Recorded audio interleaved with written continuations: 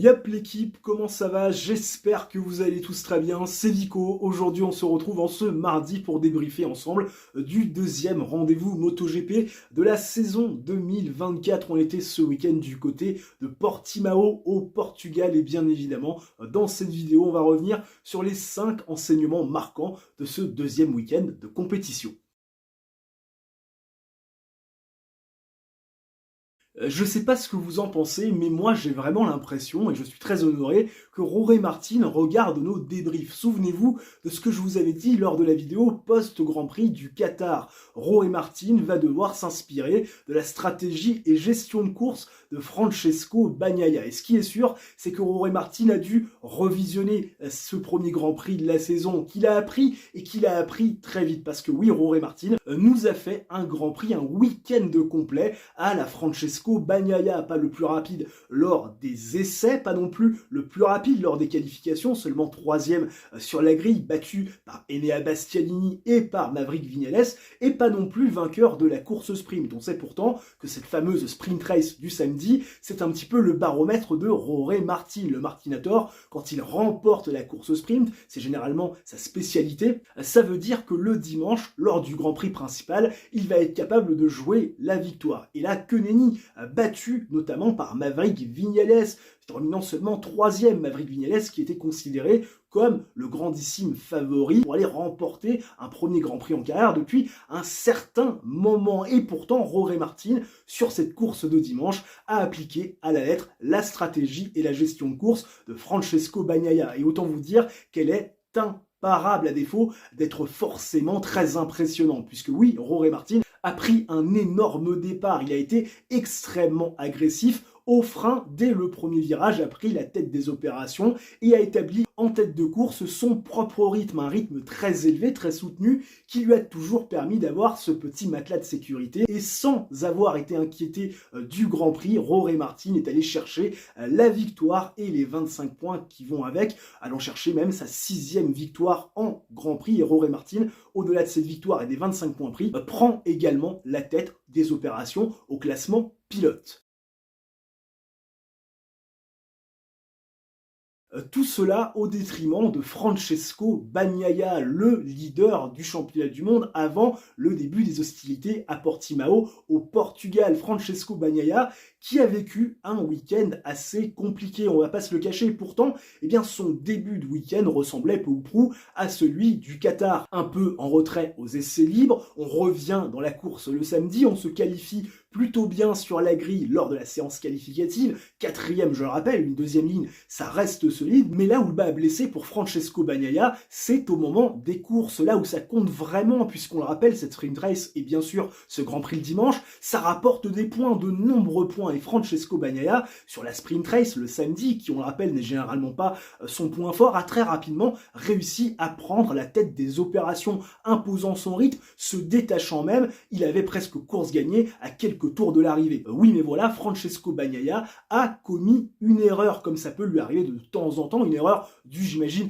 à la déconcentration, à l'issue de la ligne droite des stands. Il s'est raté sur le freinage, a tiré large sur le virage numéro 1, est passé de P1 à P4, et forcément a perdu les 12 points de la première place. Et forcément, à l'issue de cette course, il déclarera « J'ai perdu potentiellement 6 points ». 6 points qui, forcément, on l'imagine, à l'issue du championnat, même si on est encore très loin de la fin de la saison, aura peut-être une importance. Et Francesco Bagnaia, le dimanche, on l'attendait revanchard. On le sait, c'est un homme de Grand Prix, un homme qui est capable le dimanche de se surpasser, puisqu'on le rappelle, tout le week-end, il utilise tous les outils qui sont mis à sa disposition. Il profite aussi, bien évidemment, de son statut de pilote officiel et des avantages qu'on peut bien évidemment lui conférer. Seulement Francesco Bagnaia, et bien sur ce week-end à Portimao et sur cette course de dimanche, il n'a pas réussi à appliquer à la lettre sa stratégie et sa gestion de course qu'il avait réussi à appliquer du côté du Qatar. Francesco Bagnaia a été incapable d'aller prendre le rythme du trio infernal,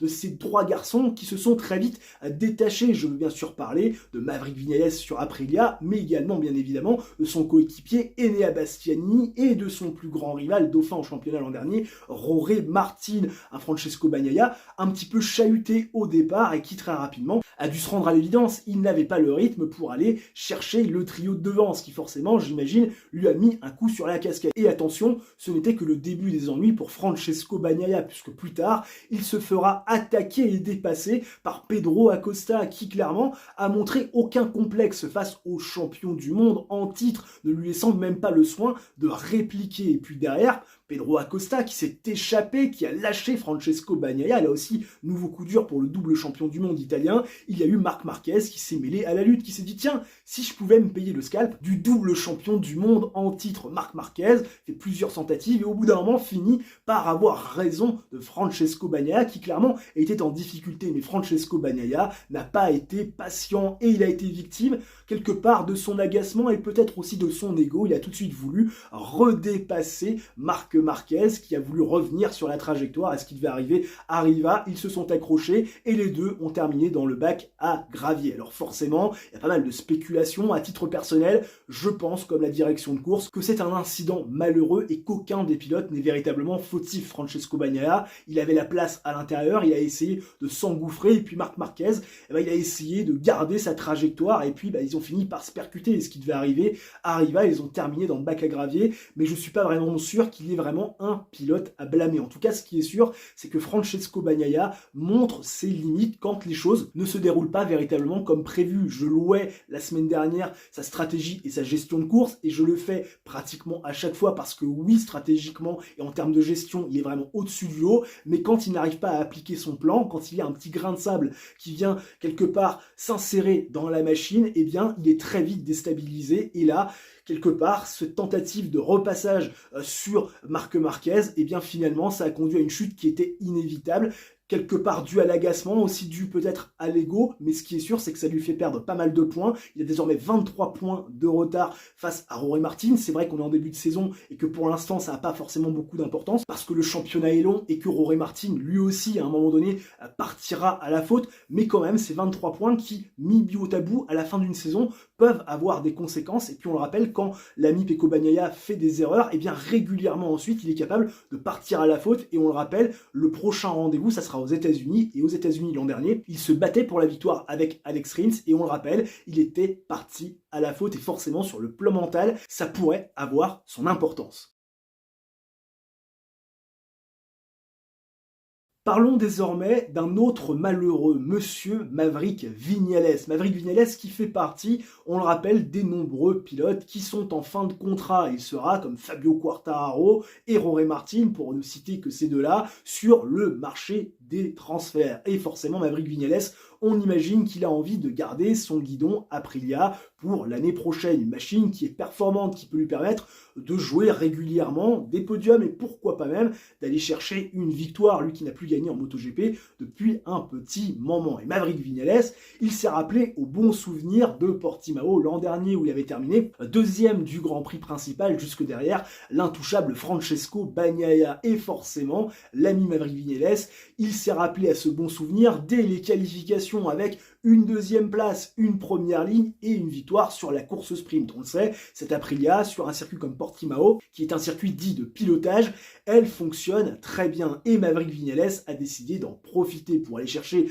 un succès en course sprint et puis pour surtout aller chercher une victoire sur une course principale où il était en ballottage favorable avec Enea Bastianini et bien sûr en match avec Jorge Martin. Alors il y en a un petit peu manqué pour l'ami Maverick Viñales pour aller chercher ce succès qui pourtant pouvait lui tendre les bras parce qu'on le rappelle, Portimao c'est un circuit Aprilia et puis surtout cette année la dégradation pneumatique n'était pas importante et on le sait, Maverick Viñales il a un pilotage qui techniquement bouffe de la gomme et là avec ce peu de dégradation pneumatique dans les conditions de cette année il pouvait clairement jouer la gagne. Malheureusement il a été surpassé par un Jorge Martin qui a réussi à garder son petit matelas d'avance mais enfin quand même pour le podium et ce jusque dans le dernier tour il était encore en ballottage favorable. Oui mais voilà, on en a parlé lors de la vidéo présentation de la saison, cette Aprilia, elle manque de fiabilité et encore une fois, malheureusement, pour Maverick Viñales. Il a été victime de ce manque de fiabilité, a priori un problème de boîte de vitesse pour l'Aprilia du numéro 12, ancien champion du monde en 125. Puisque oui, Maverick Viñales, on l'a vu sur l'image de drone, il s'est retrouvé tout simplement à l'arrêt en pleine ligne droite, il n'arrivait plus à passer ses vitesses, et au moment où il a réussi à en repasser une à l'issue du virage numéro 1, quand il a réaccéléré sur la partie verte, il s'est fait éjecter et il a donc perdu son podium et les précieux points qui vont avec. Un Maverick Viñales qui forcément a fait forte impression sur ce week-end de Portimao, mais malheureusement qui n'a pas été récompensé comme il se doit.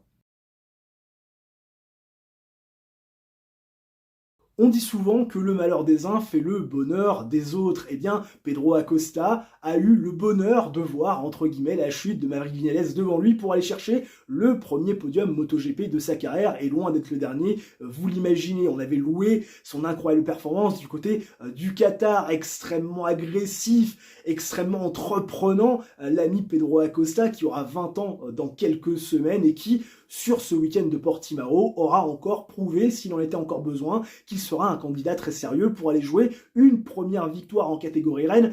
Cette année, Pedro Acosta, on le sait, les courses sprint, il a encore besoin de se rôder, il n'est pas encore au niveau des meilleurs, mais sur les courses longues et sur un circuit où la dégradation pneumatique cette année allait être très faible, il a réussi à tirer son épingle du jeu, parce que oui, l'ami Pedro Acosta, on le sait, il est extrêmement agressif, extrêmement entreprenant, et au freinage, en ce début de saison, il n'a pas d'égal. Je vous invite encore une fois à revisionner les dépassements sur ses coéquipiers Miller et Binder, également son dépassement sur Marc Marquez qui n'a pas réussi à répliquer, et son dépassement très viril sur Francesco Bagnaia. D'ailleurs, ces trajectoires sont assez extraordinaires. Il arrive plein fer à la corde, très intérieur, il est limite à percuter le bonhomme qui est devant. Et cette dégradation pneumatique qui n'était pas présente du côté de Portimao pour cause de conditions météorologiques a clairement avantagé le pilotage très agressif de Pedro Acosta, lui permettant même de monter pour la première fois sur le podium en catégorie reine. Alors attention, un premier podium en catégorie reine à prendre avec des pincettes, parce que oui, je le dis et je le répéterai jamais assez,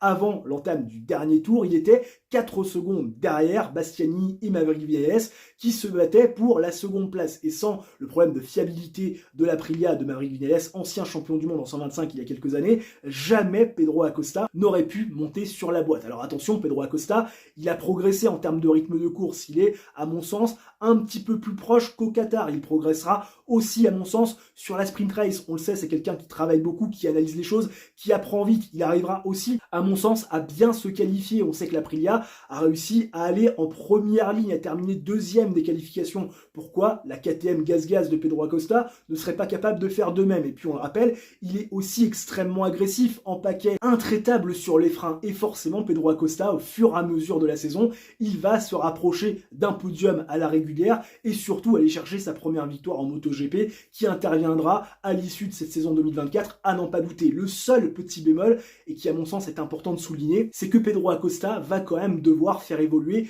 son pilotage, parce que oui, peut-être que Pedro Acosta, comme Marc Marquez, sera quelque part révolutionnaire. Il va peut-être apporter quelque chose de plus à la MotoGP, révolutionner cette catégorie reine. Mais enfin quand même, ce pilotage extrêmement agressif, où on rentre très fort à l'intérieur des virages, ça consomme beaucoup de pneumatiques. Et on le sait, Portimao, qui ce week-end était quelque part très économique en pneus, ça ne sera pas forcément le cas sur les prochains Grands Prix, notamment où il y aura beaucoup de chaleur et d'humidité. Donc Pedro Acosta, il va quand même devoir, à mon sens, très rapidement, s'il veut empiler les podiums en pagaille et aller chercher des victoires, faire évoluer un minimum son style de pilotage.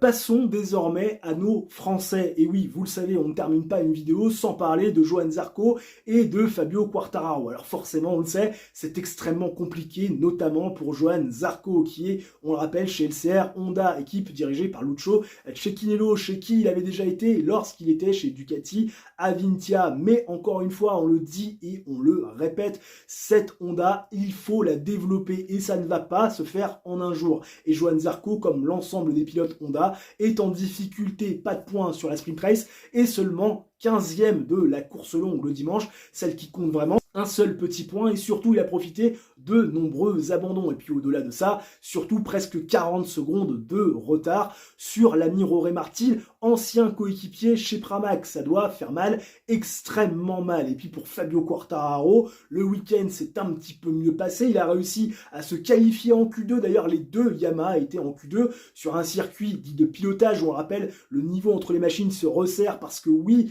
ce circuit fait que il y a un petit peu plus de place pour justement faire la différence à la poignée de gaz. Et on a vu un Alex Rins et un Fabio Quartararo capables d'aller en Q2, ce qui prouve que les deux garçons sont dans le coup. Fabio a même réussi à aller chercher une 9e place, une 3e ligne, synonyme de sa bonne forme et surtout du fait que son talent n'est pas perdu pour ceux qui en doutaient. Et puis Fabio Quartararo, sur la course sprint, il a réussi à prendre un petit point et réaliser sur la course longue le dimanche son objectif, un top 7. Alors attention, petit bémol, et d'ailleurs il l'a souligné, top 7 qui est plus dû à des chutes devant qu'à véritablement son rythme effréné, parce que oui, Fabio Quartararo, il pensait 7e place avec des dépassements, notamment sur les KTM, avec pourquoi pas une lutte avec certaines Ducati, mais que ni Fabio Quartararo, il s'est retrouvé très rapidement dans un no man's land. Il a jamais réussi à revenir sur Miller, il s'est fait derrière, et bien attaqué par les garçons qui étaient derrière lui. Il a dû faire quelques dépassements pour conserver sa 7e place, un Fabio Quartararo qui était quand même content du résultat, mais pas de la manière, parce que oui, le rythme de course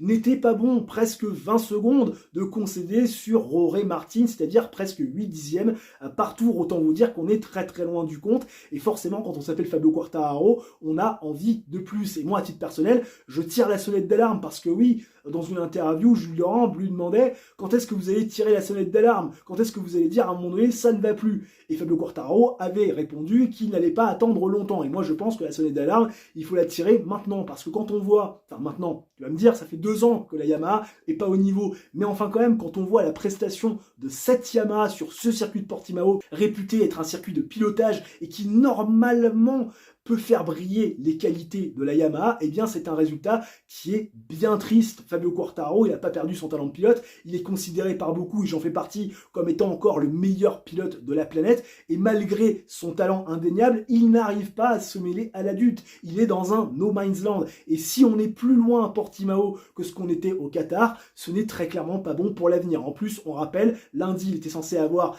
des tests, et lundi, du côté du Portugal, le temps en a fait qu'à sa tête, et Fabio Quartararo n'a pu boucler que 6 tours, donc forcément il n'a pas été très avantagé pour tester de nouvelles places et pour faire des réglages d'ailleurs qui seront importants de faire selon l'ami Alex Rins, qui pense que désormais ce n'est plus une question de développement mais plus de réglage, qu'il faut trouver le bon setup. Et forcément vous imaginez bien que quand il y a seulement 2 machines d'une même marque, c'est beaucoup plus difficile et surtout beaucoup plus long de trouver ce fameux setup que lorsqu'on est chez Ducati, qu'on a 7 autres pilotes et donc 8 machines finalement pour faire le travail. Mais en tout cas, grosse sonnette d'alarme du côté de Yamaha, avec un Fabio Quartararo qui s'efforce de garder le sourire, mais qui, je crois, et c'est compréhensible, est en train de perdre patience et peut-être déjà tourner vers 2025 avec, pourquoi pas, cette envie d'aller chez Aprilia, pourquoi pas chez KTM. Il pourrait y avoir peut-être de la place avec des scénarios un petit peu fous, et si on rêve un petit peu, pourquoi pas chez Ducati. Mais est-ce que les Italiens seraient assez fous pour donner une machine italienne à Fabio Quartararo et le voir battre les Italiens très régulièrement, pourquoi pas même très souvent? En tout cas,